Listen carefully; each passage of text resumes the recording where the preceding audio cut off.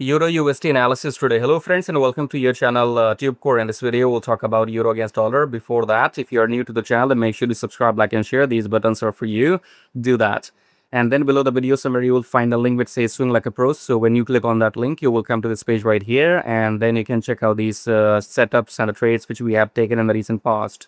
And then you can join the program if you want to enter and exit with me. So you can also join this free Telegram, and you can book consultation if you want to speak with me one-to-one. Coming back to the chart right here, in weekly time frame we have created a new low. So you can see we have started the downtrend. I told you in February was the month when I told you when this happened. Okay, January 26 January May, it was 2nd of February. Okay, so this candle closed on 2nd of February 2026. That is when I told you that we are going to start the long-term downtrend, and it's been now 5 months. Okay, when I told you. So this was your new low, pullback, new low. So this was your new downtrend, pullback, and now new low in weekly. Okay, so we are down. Coming back to daily, we are already down. Now we have to figure out if this daily is the end of the downtrend or not. Okay, because we surely have broken this low and made a new low, as you can see right here. Okay,